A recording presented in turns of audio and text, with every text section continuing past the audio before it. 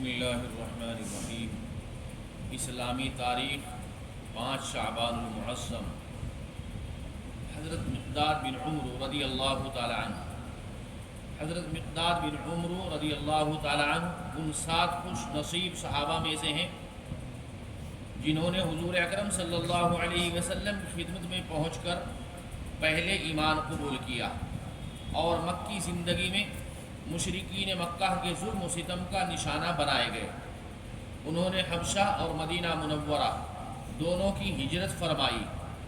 جب حضور اکرم صلی اللہ علیہ وسلم نے جنگ بدر کے متعلق مشورہ کیا تو انہوں نے ہی انصار کی ترجمانی کرتے ہوئے عرض کیا، یا رسول اللہ، ہم موسیٰ علیہ السلام اور ان کی قوم کی طرح نہیں ہیں، بلکہ ہم آپ کے ساتھ مل کر آگے پیچھے دائیں بائیں ہر طرف سے آخری دم تک لڑیں گے اور ہرگز آپ کا ساتھ نہیں چھوڑیں گے۔ وہ گھڑ سواری، نیزہ بازی اور تیر اندازی میں کمال درجے کی مہارت رکھتے تھے۔ انہوں نے غزوہ بدر میں 100 زرہ پوش مشرکین کا بڑی بے جگری سے مقابلہ کر کے تہلکہ مچا دیا۔ بیعت رضوان میں بھی شریک ہوئے اور حجۃ الوداع کے موقع پر حضور اکرم صلی اللہ علیہ وسلم کے ساتھ حج ادا کرنے کی سعادت حاصل ہوئی۔ ان کا قرآن سن کر اللہ کے نبی نے فرمایا، یہ عبادت گزار بندہ ہے، اور اللہ نے مجھے علی رضی اللہ تعالیٰ عنہ، مقداد رضی اللہ تعالیٰ عنہ، سلمان رضی اللہ تعالیٰ عنہ اور ابو ذر رضی اللہ تعالیٰ عنہ سے محبت کرنے کا حکم دیا ہے۔ ان کی زندگی میں عشق رسول اور شہادت کا جذبہ نمایاں نظر آتا ہے۔ بالآخر 70 سال سے زیادہ عمر پا کر 33 ہجری میں انتقال فرمایا۔ جنازے کی نماز امیر المومنین حضرت عثمان غنی رضی اللہ تعالی عنہ نے پڑھائی اور جنت البقیع میں دفن کیے گئے۔ اللہ کی قدرت ہمارے جسم میں خون کون بناتا ہے؟ اللہ تعالیٰ نے انسانی زندگی کا دار و مدار جن چیزوں پر رکھا ہے ان میں سے ایک خون ہے۔ اگر جسم میں خون کی کمی ہو جائے یا خون بننا بند ہو جائے تو انسان کا زندہ رہنا مشکل ہو جائے گا۔ خون کے اندر ایک قسم کی حرارت اور گرمی ہوتی ہے جس سے وہ پورے جسم میں دوڑتا ہے اور ہماری زندگی چلتی رہتی ہے۔ یقیناً یہ اللہ کا بنایا ہوا نظام ہے۔ بے جان چیزوں سے انسان کو حیا بخشنے والا خون بناتا ہے۔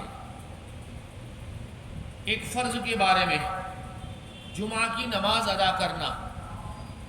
رسول اللہ صلی اللہ علیہ وسلم نے فرمایا، جمعہ کی نماز جماعت کے ساتھ ادا کرنا ہر مسلمان پر لازم ہے، مگر 4 لوگوں پر لازم نہیں ہے۔ نمبر 1، وہ غلام جو کسی کی ملکیت میں ہو۔ نمبر 2، عورت۔ نمبر 3، نابالغ بچہ۔ نمبر 4، بیمار۔ جہاں جمعہ کے شرائط پائے جاتے ہوں وہاں جمعہ کی نماز ادا کرنا ہر صحیح و تندرست اور بالغ مسلمان مرد پر فرض ہے۔ لیکن ہم یہاں دیکھتے ہیں کچھ آدمی ایسے بھی ہیں جو جمعہ کی نماز بغیر جماعت کے پڑھتے ہیں، یعنی جمعہ کی نماز پڑھ کر لوگ باہر نکلتے ہیں اور وہ آ کر نماز پڑھتے ہیں۔ کہیں دور سے نہیں بلکہ نزدیک سے ہی لوگ آتے ہیں۔ اللہ ان کو سمجھ نصیب فرمائے۔ ایک سنت کے بارے میں، سوتے وقت حضور اکرم صلی اللہ علیہ وسلم کا عمل۔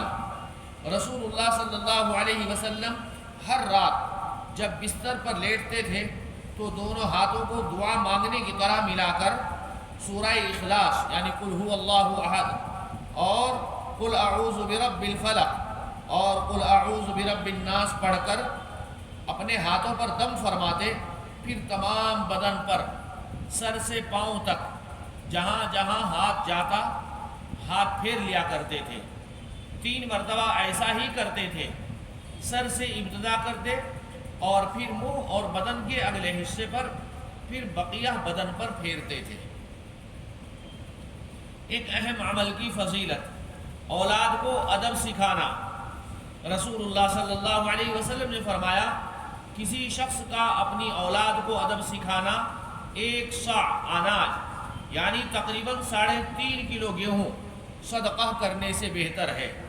بیٹا ہے کھڑے ہو کر پیشاب کرتا ہے، بیٹا ہے کھڑا ہو کر کھانا کھاتا ہے، بیٹا ہے کھڑا ہو کر پیشاب کرتا ہے، گالیاں دیتا ہے، بڑوں کا ادب احترام نہیں کرتا، تو والدین کے اوپر ضروری ہے کہ اپنی اولاد کو تربیت سکھائے۔ 3.5 کلو گیہوں اللہ کے راستے میں دینے سے بہتر ہے یہ۔ ایک گناہ کے بارے میں، مرد اور عورت کا ایک دوسرے کی نقل کرنا۔ رسول اللہ صلی اللہ علیہ وسلم نے ایسی عورت پر لعنت فرمائی جو مرد کی مشابہت اختیار کرتی ہیں۔ مرد پینٹ شرٹ پہنتی ہیں، عورتیں بھی پہنتی ہیں، تو گویا کہ عورتیں مردوں کے جیسی دکھتی ہیں، یہ مشابہت بتلائی ہے۔ اللہ کے نبی نے ایسی عورتوں پر لعنت فرمائی ہے، اور ایسے مردوں پر لعنت فرمائی ہے جو عورتوں کی مشابہت اختیار کرتا ہے، اپنے آپ کو، اپنے لباس کو عورتوں کے جیسا پہنتا ہے، بناتا ہے۔ مرد کا عورتوں کی شکل و صورت اختیار کرنا اور عورت کا مردوں کی شکل و صورت اختیار کرنا ناجائز اور حرام ہے۔ دنیا کے بارے میں، دنیا اللہ کی نظر میں اس کی ویلیو کیا ہے؟ جس کے پیچھے ہم اتنا بھاگتے ہیں، سلام پھرتے ہی دعا بھی نہیں مانگتے، مسجد سے باہر نکلنے کا دیکھتے ہیں۔ رسول اللہ صلی اللہ علیہ وسلم نے فرمایا اللہ کے نزدیک اس کی مخلوقات میں سے کوئی چیز دنیا سے زیادہ قابل نفرت نہیں، یعنی سب سے زیادہ نفرت دنیا سے ہے۔ اور اس نے جب سے اس کو پیدا کیا ہے، اللہ نے جب سے دنیا کو بنایا ہے، کبھی بھی اس کی طرف نظر بھر کر، نظر اٹھا کر نہیں دیکھا۔ بنانے والے نے، اس دنیا کو بنانے اور سجانے والے نے دنیا کو نہیں دیکھا۔ آخرت کے بارے میں، اعمال کو تولا جائے گا۔ قرآن میں اللہ تعالیٰ فرماتے ہیں اس دن اعمال کا وزن برحق ہوگا، پھر جن کا پلہ بھاری ہوگا تو وہ لوگ کامیاب ہوں گے، اور جن کا پلڑا وزن میں ہلکا ہوگا تو ایسے لوگوں نے اپنے آپ کو نقصان میں ڈالا ہوگا، اس لیے کہ وہ ہماری آیتوں کے ساتھ ناانصافی کرتے تھے۔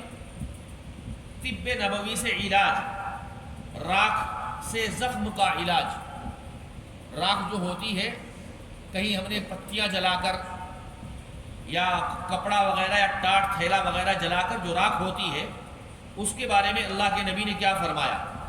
غزوہ احد میں جب رسول اللہ صلی اللہ علیہ وسلم کا چہرہ مبارک زخمی ہو گیا تو آپ صلی اللہ علیہ وسلم کی صاحبزادی حضرت فاطمہ رضی اللہ تعالیٰ عنہ خون دھو رہی تھی، اور حضرت علی رضی اللہ تعالیٰ عنہ زخموں پر پانی ڈال رہے تھے۔ حضرت فاطمہ نے جب دیکھا کہ خون بند ہونے کے بجائے بڑھتا ہی جا رہا ہے تو انہوں نے کھجور کے پتوں کی یعنی چٹائی کا ایک ٹکڑا لے کر جلایا، اور جب وہ راکھ ہو گیا تو اس کو زخموں پر لگا دیا، جس سے خون بند ہو گیا۔ بچوں کی جب ختنہ ہوتی ہے، سنت کراتے ہیں، تو جو حجام جو ہوتا ہے ختنہ کرنے والا، وہ بھی راکھ کا استعمال کرتا ہے تاکہ خون بند ہو جائے۔ یہ اللہ کے نبی کی سنت ہے۔ حکیموں نے لکھا ہے کہ ٹاٹ اور کھجور کی چٹائی کی راکھ بہتے ہوئے خون کو روکنے میں بے حد مفید ہے۔ اگر کسی کو کہیں زخم آ جائے، چوٹ لگ جائے، کٹ جائے، تو راکھ لگائے، انشاءاللہ خون بند ہو جائے گا۔ اللہ عمل کی توفیق عطا فرمائے۔ سبحان اللہ بحمدہ، سبحانک اللہم وبحمدک، ونشہد ان لا الہ الا انت، نستغفرک ونتوب الیک۔ سبحان ربک رب العزة عما یصفون، وسلام علی المرسلین۔